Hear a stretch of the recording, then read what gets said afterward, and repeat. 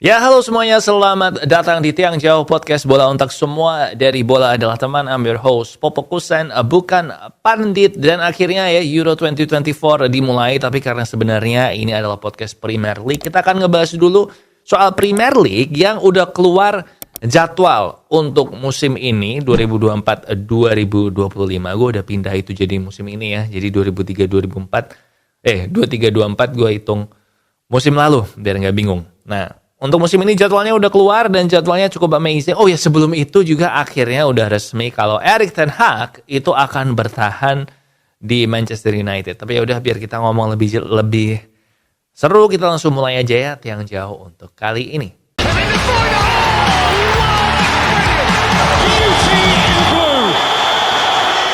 Oke, seperti tadi gue bilang di awal, kita akan ngebahas Premier League dulu sebelum ngebahas match day pertama dari Euro 24. Dan Erik ten Hag seperti tadi gue bilang bertahan di Man United. Dia mengkonfirmasi itu waktu dia kemarin jadi pandit ya di pertandingan England lawan Serbia di TV Belanda. Dan dia bilang kalau tidak hanya dia akan bertahan, tetapi kontraknya juga akan diperpanjang oleh Ineos. In fact sekarang dia sedang negosiasi kontrak sama Ineos. Dan ini menurut gue hal yang bagus. Ada 3 hal penting dari ini sih. Yang pertama, menunjukkan ke pemain-pemain kalau Ineos mendukung Ten Hag supaya powernya Ten Hag di ruang ganti itu meningkat ya, karena kontraknya akan diperpanjang sampai 3 tahun. Kemudian yang kedua, kontrak ini juga akan mengurangi powernya Ten Hag, di mana memang Ten Hag ini bersedia untuk bekerja sama dengan Ineos. Jadi Ten Hag fokus ke pemain dan nanti yang ngurus transfer pemain dan segala macam. Pokoknya hal-hal yang bisa menyita waktunya Ten Hag itu akan diurus oleh orang-orang di jabatan yang berkompeten seperti Dan Ashworth, terus ada James Wilcox, ya pokoknya Omar Berrada, pokoknya orang-orang yang kemarin di-hire lah sama Ineos. Dan menurut gue sih sekarang Ineos itu target utamanya sebelum nanti 30 Juni itu adalah segera membayar ke Newcastle uangnya untuk Dan Ashworth supaya dia kan Director of Football yang baru ya. Nah, supaya bisa segera bekerja tuh, karena ini bisa dibilang mereview Ten Hag 2,5 minggu ini kan membuang waktu ya, udah bikin ketinggalan oleh tim-tim lain yang udah pada mengumumkan dapat pemain baru dan sebagainya itu. Jadi menurut gue cepat-cepat harus dilakukan sih. Nah, berkaitan dengan jadwal yang menarik adalah karena pertandingan pertama Premier League ini langsung mempertemukan Chelsea dengan Enzo Maresca, pelatih yang baru, mantan asistennya Pep, melawan Manchester City with Pep Guardiola. Dan satu hal yang menarik, gue kayaknya akan bikin klasemen sendiri ya di Liga Inggris musim ini, yaitu Liga Inggris yang pelatih kepalanya atau manajernya itu botak. Karena ada Pep kan, terus ada Ten Hag yang derby Manchester botak itu, terus sekarang ada juga Arne Slot, pelatihnya Liverpool yang baru juga botak, dan pelatihnya Chelsea yang baru juga botak. Dan gue nggak tahu nih apakah Arsenal kalau nanti juara Arteta akan membotakin kepalanya juga. Tapi ada lumayan banyak pemain-pemain tim-tim yang pelatihnya itu botak-botak. Jadi nanti kita akan bikin khusus klasemen liga antara tim-tim yang manajernya botak itu head to headnya gimana. For fun aja. Oke. Apa lagi ya? Jadwalnya sih yang paling berat Arsenal sih kayaknya di 5 pekan pertama gitu, karena mereka ada away ke Aston Villa, ada away ke Tottenham, terus ada lawan City juga. Tadi gue belum sempat lihat detailnya sih, tapi ya gue udah nggak sabar actually buat Liga Inggris lagi. Akan mulai nanti bulan Agustus, diawali dengan Community Shield antara juara Liga Manchester City melawan juara FA Cup Man United. Jadi diawali dengan Community Shield, duo manajer botak yang pertama. Baldy Derby. Yaudah, sekarang kita pindah ke Euro 2024. Dan gue seperti gue bilang minggu lalu, kalau gue akan ngebahas Euro ini, memprediksi siapa calon juara segala macam setelah pertandingan match week yang pertama. Dan ternyata firasat gue benar, karena ada beberapa tim yang penampilannya itu tidak meyakinkan, padahal mereka adalah tim unggulan. Nah, yang pertama tentu aja adalah Belgium yang kalah oleh Slovakia 1-0, yang kalau lu lihat dari peringkat FIFA, Belgium ini di peringkat 3 kalau gue nggak salah, dan si Slovakia ini ada di peringkat 48. Jadi cukup mengagetkan ya, walaupun rasanya nggak terlalu ngagetin sih. Soalnya emang Belgium ini dari World Cup kemarin juga udah nggak lolos grup kan mereka, dan waktu qualifying 100% record kayaknya menang terus, tapi ini pemain penampilannya jelek banget sih. Terus yang nggak meyakinkan siapa lagi ya?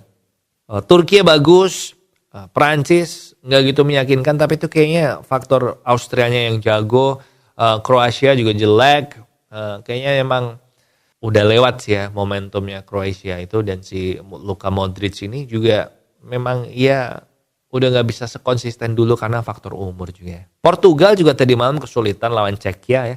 Mereka baru bisa menang setelah gol bunuh diri dan gol di menit-menit akhir oleh si Conceição ya, Flavio Conceição. And ya itu sih yang mau gue sorotin. Tapi dari Euro 2024 ini adalah prediksi siapa calon kuat juaranya. Kalau lihat dari pertandingan dari match day pertama sih, Jerman gue bilang bagus banget mainnya. Mereka bermain terbuka, bermain ini. And si Spain juga meyakinkan 3-0 lawan Kroasia. Italia I'm not sure ya strikernya bisa bermain bagus apa enggak.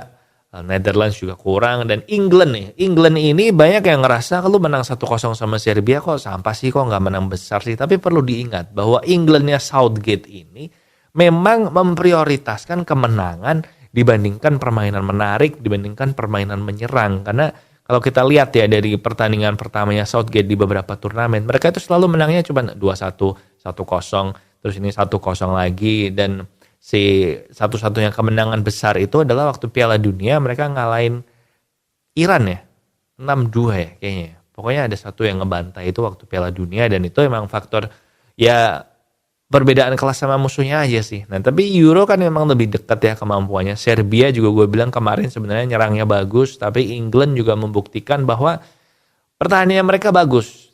Which lumayan ironis ya sebenarnya, karena waktu sebelum turnamen dimulai kan England pada bilang wah ini lini belakangnya England kayaknya kurang bagus nih. Luke Shaw nggak main, Harry Maguire nggak dipanggil, jadi kayaknya shaky deh, tapi lini depannya mantap. Tapi begitu kita lihat mainnya, ternyata lini belakangnya mantap, men. Cukup bisa menetralisir penyerangannya Serbia yang hobi crossing, ada Mitrovic, ada Vlahovic yang jago di udara, dan si Gehi sama Stones, gue bilang permainannya cukup meyakinkan sih. But lawan tim yang lebih bagus, gue curiga si tren ini kayaknya nggak bisa dipasang di tengah karena bakal pontang-panting kayaknya. So itu dia, kalau gue ditanya sekarang siapa prediksi juara gue ya I guess Jerman. Terus di final, jadi semifinal gue ya, gue gak tahu nih mereka bakal ketemu apa enggak. Tapi semifinal gue itu adalah Jerman, Spain, England, sama France. Kalau lihat dari penampilan itu.